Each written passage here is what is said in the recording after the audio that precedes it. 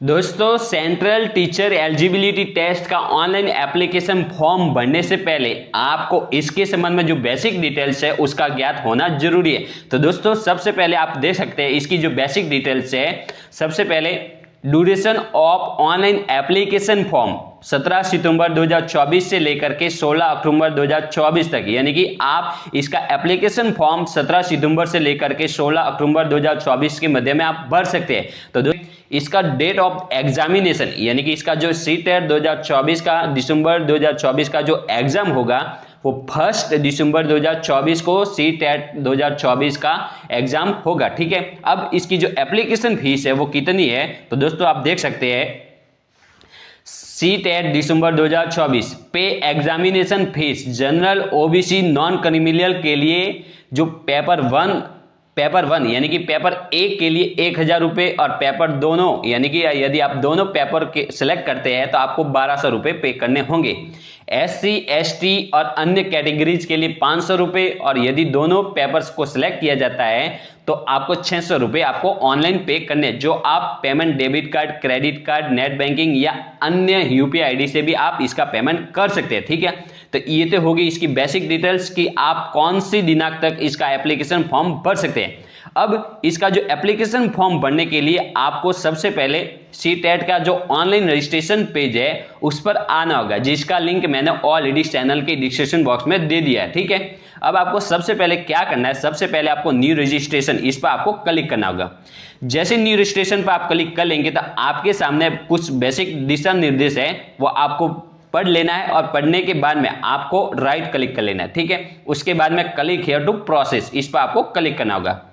जैसे इस पर क्लिक कर लेंगे तो आपके सामने एप्लीकेशन फॉर्म है वो आपके सामने खुलकर ओपन होता है। अब आपको क्या करना है, सबसे पहले कैंडिडेट्स नेम, आवेदक का नाम, फादर्स नेम, पिताजी का नाम, मदर्स नेम, माताजी का नाम, उसके बाद में डेट ऑफ बर्थ फिलअप करके आपको जेंडर कैटेगरी सिलेक्ट कर लेना है। जो भी आपकी जेंडर कैटेगरी है, जैसे मेल है या फीमेल है, जो भी कैटेगरी है उसको सिलेक्ट करके आपको अब आइडेंटिटी टाइप, यहाँ पर आपको आइडेंटिटी टाइप फिलअप करना है। यहाँ पर देख सकते हैं यदि आपके पास वोटर आईडी है तो वोटर आईडी सेलेक्ट कर सकते हैं। तो उसके बाद में यदि आपके पास आधार कार्ड है तो आधार कार्ड में इसमें आपको क्या सिलेक्ट करना है, any other valid government identity with photograph, ये सिलेक्ट करके आपको यहाँ पर आधार नंबर फिलअप कर लेना है। ठीक है, उसके बाद में आपको यहाँ पर कॉन्टेक्ट डिटेल्स आपको फिलअप करनी है, जैसे कि आपका एड्रेस हो गया। ठीक है, उसके बाद में इसके बाद में आप देख सकते हैं कंट्री, यहाँ पर अपना कंट्री सिलेक्ट कर लेना है, जैसे कि इंडिया। ठीक है,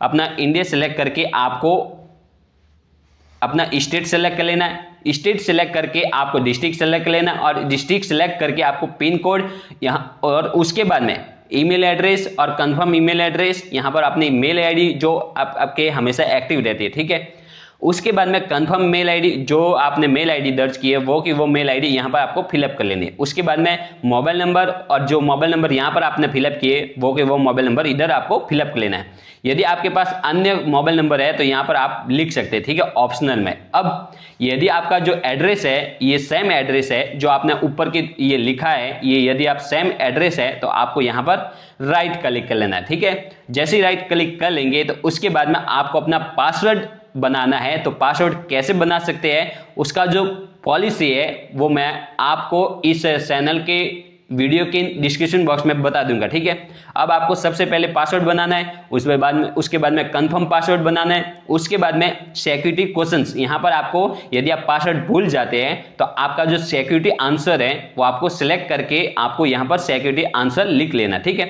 उसके बाद में ये जो कैप्चा कोड है ये कैप्चा कोड फिलअप करके सबमिट पर आपको क्लिक कर। दोस्तों, जैसे ही आप सबमिट पर क्लिक कर लेंगे तो अब आपको इसका रिव्यू पेज है वो आपको देख लेना है। अब आपको सबसे पहले अपनी जो बेसिक डिटेल्स है उसको कंफर्म कर लेना है। कंफर्म करने के बाद में आपको यहाँ पर राइट क्लिक करना है, यदि आपका नाम सही है तो राइट क्लिक कर लेना है। अब आपको जितने भी आपको नाम, date of birth, address, gender, ठीक है, उसके बाद में यदि आपकी सभी डिटेल्स सही है तो आपको राइट क्लिक करके आपको आई एग्री करके सबमिट एंड सेंड OTP पर आपको क्लिक करना होगा। जैसे ही आप यस आपको क्लिक कर लेंगे तो आपके रजिस्टर्ड मोबाइल नंबर पर एक OTP भेजा जाएगा, उस OTP को यहाँ पर फिलअप कर लेना है।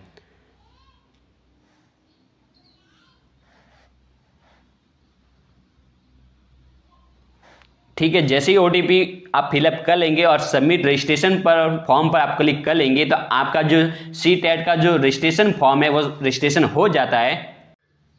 दोस्तों जैसे ही CTET का रजिस्ट्रेशन पेज सक्सेसफुली हो जाता है तो उसके बाद में जैसे ही आप इस पर आ जाएंगे तो अब आपको सबसे पहले कंप्लीट एप्लीकेशन फॉर्म इस पर आपको क्लिक करना होगा।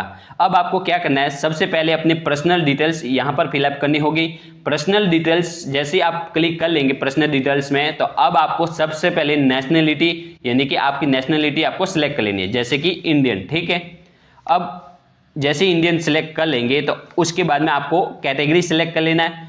कैटेगरी में आप देख सकते हैं general, SC ST OBC non criminal, जो भी आपकी कैटेगरी है उसको सिलेक्ट कर लेना है। ठीक है।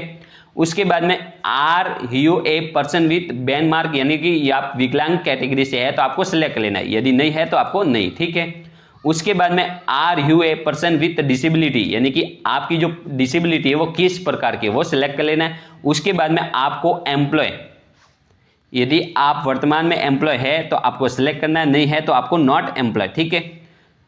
जैसे ही नॉट एम्प्लॉय, दोस्तों जैसे ही पर्सनल डिटेल सेव करके नेक्स्ट पर आप क्लिक कर लेंगे तो आपके सामने कुछ इस तरह का एक इंटरफेस खुलकर ओपन होता है। अब आपको सबसे पहले अपने पेपर को सिलेक्ट कर लेना है, जिस पेपर के लिए आप अप्लाई कर रहे हैं तो उसको सिलेक्ट कर लेना है। अब मान लीजिए कि मैं बीएडधारी हो तो मैं बीएडधारी होने के नाते पेपर सेकंड सेलेक्ट करूंगा। यदि आप BSTC किए हुए हैं तो आपको पेपर फर्स्ट सेलेक्ट करना होगा। यदि आपके पास BSTC है तो आपको पेपर फर्स्ट सेलेक्ट करना होगा इधर, और यदि आप बीएडधारी है तो आपको पेपर सेकंड। यदि आप दोनों में एलिजिबिलिटी रखते हैं तो आपको बहुत पेपर सेलेक्ट करना होगा। उसके बाद में आपको लैंग्वेज फर्स्ट सेलेक्ट करनी है, लैंग्वेज सेकंड सेलेक्ट करनी है, और उसके बाद में यहाँ पर आपको कन्फ्यूजन नहीं होना है। इसमें आपको साधारण शब्दों में बता रहा हूँ कि यदि आप पेपर फर्स्ट सेलेक्ट करते हैं तो आपको फर्स्ट वाला ऑप्शन सेलेक्ट करना होगा। यदि आप बीएडधारी होने के नाते आप पेपर सेकंड सेलेक्ट करते हैं तो आपको सेकंड वाला ऑप्शन सेलेक्ट करना होगा, यानी कि दूसरा नंबर आपको सेलेक्ट कर लेना है। यदि आप बहुत पेपर आप एलिजिबिलिटी रखते हैं, बहुत पेपर में एलिजिबिलिटी रखते हैं यानी कि आप बहुत पेपर सेलेक्ट करते हैं तो आपको तीसरा वाला जो मार्क है, तीसरा वाला जो ऑप्शन है आपको फिलअप करना है। ठीक है। यदि आपके पास मान लीजिए कि 4 साल वाली BA BEd है तो आपको चौथा वाला जो ऑप्शन है वो आपको सिलेक्ट कर लेना है। ठीक है।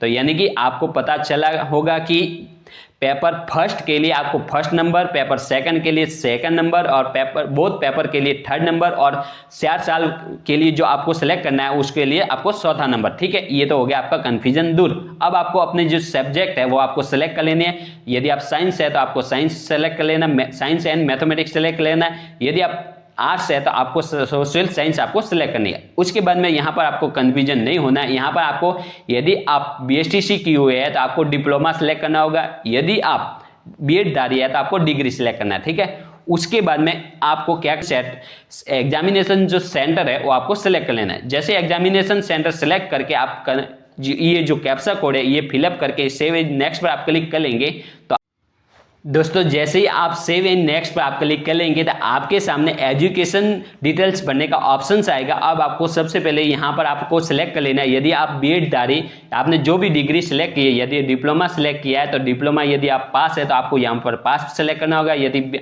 आप डिप्लोमा यानी कि आप BSTC में सेकंड ईयर में है तो आपको यहाँ पर सिलेक्ट करके आपको अपेयरिंग आपको सिलेक्ट करना होगा। देख सकते हैं अपेयरिंग सिलेक्ट करके आपको ये जो बेसिक डिटेल्स है वो आपको पढ़नी होगी। अब मान लीजिए कि आप BSTC या बीएड आपने ऑलरेडी पास की हुई है तो यहाँ पर पास सिलेक्ट करना होगा, अपनी पासिंग ईयर सेलेक्ट करना होगा। यहाँ पर आपको जो भी आपकी जो एजुकेशन ये कोर्स आपको सिलेक्ट कर लेना है। ठीक है। एक ही कोर्स होगा इसमें, ये आपको सिलेक्ट करना है। उसके बाद में यदि आपकी यूनिवर्सिटी यहाँ पर नहीं आ रही है, आपको पहले ही आपको सर्च कर लेना है कि आपकी यूनिवर्सिटी आ रही है तो आपको लिख लेना है। यदि नहीं आ रही है तो आपको अदर सेलेक्ट करके आपको यहाँ पर बोर्ड का नाम जो भी यूनिवर्सिटी यहाँ पर लिख लेना है। ठीक है।